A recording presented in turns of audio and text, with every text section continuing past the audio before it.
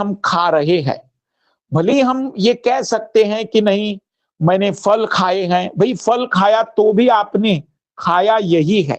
ये आपको लग रहा है कि आपने फल खाए हैं, लेकिन सबको मतलब खास करके नेचर को पता है कि इस लाल और लाली ने कार्बोहाइड्रेट ग्रहण किया है। तो फिर हमारे वेदों में हर जगह हर धर्म में उपवास की परंपरा रखी गई है। बिल्कुल उपवास अच्छी चीज है, लेकिन उपवास का मतलब खाली पेट होता है, उपवास का मतलब भोजन का बदलना नहीं होता है। अगर आप सप्ताह में एक दिन उपवास करते हैं तो वर्ष में 52 सप्ताह होते हैं। 52 सप्ताह मतलब मोटे मोटे आप 2 महीने पकड़ लीजिए, मतलब वर्ष में आपने 2 महीने एक प्रकार से उपवास किया। अगर आपकी जिंदगी 60 साल की पकड़ ली जाए तो एक साल में मान लेते 60 साल की जिंदगी खास करके जब से आपने उपवास किया होगा, 5वें 6वें वर्ष से 10वें वर्ष से उपवास शुरू किया होगा, तो हर 2 महीने आपने उपवास किया, मतलब 120 महीने उपवास किया। 12 से अगर मैं डिवाइड कर दूं तो यकीन मानिए कि आपकी उम्र 10 साल बढ़ गई है उस उपवास के कारण। क्योंकि उपवास जब हम करते हैं, मैं अभी आपको सारी बात बता रहा हूं, ध्यान से सुनिएगा, रियल में हमारा डाइजेस्टिव सिस्टम बाकी सभी सिस्टम की तुलना में बहुत हेवी है।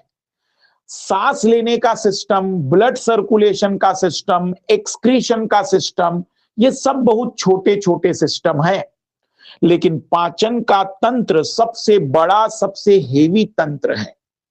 जब ये आराम करता है तो हमारी बॉडी में बाकी सब जगह पर जितनी भी चीजें डैमेज हुई है उसको इंप्रूव किया जाता है। तो यदि आप सप्ताह में एक दिन पूरी तरह से खाली पेट रहते हैं, गौण घटक का मतलब सेकेंडरी कंपोनेंट या माइनर कंपोनेंट अंग्रेजी में कहेंगे, माइक्रो एलिमेंट जैसे विपिन ने लिखा है। तो अगर हम बातचीत करते हैं कि भोजन कोई व्यक्ति सप्ताह में एक दिन ग्रहण न करे और बिल्कुल खाली पेट रहे, तो आप बीमार बहुत कम पड़ेंगे, बिल्कुल नहीं के बराबर। आपका इम्यून सिस्टम बहुत स्ट्रांग रहेगा। आपकी उम्र न्यूनतम 10 साल बढ़ जाएगी, 10 साल की जिंदगी बढ़ जाएगी। और सबसे बड़ी बात है कि आपका बॉडी का सारा सिस्टम बहुत अच्छे से फंक्शन करता है। पर उपवास का मतलब खाली पेट, आप जिसमें केवल पानी ग्रहण कर सकते हैं, नींबू पानी पी सकते हैं, इसके अलावा आप कुछ नहीं ग्रहण करेंगे, चाय भी ग्रहण नहीं करेंगे, दूध भी ग्रहण नहीं करेंगे, कोई फ्रूट नहीं लेंगे, तो उसको कहते हैं कि उपवास है। और ये होना चाहिए।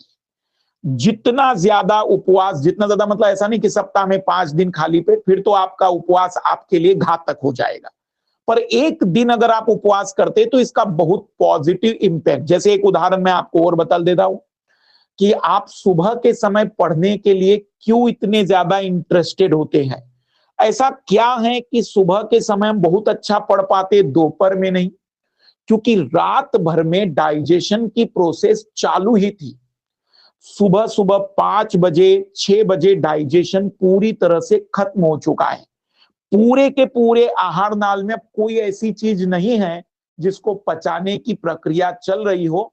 बॉडी पूरी तरह से डाइजेशन की प्रक्रिया बंद कर चुकी है।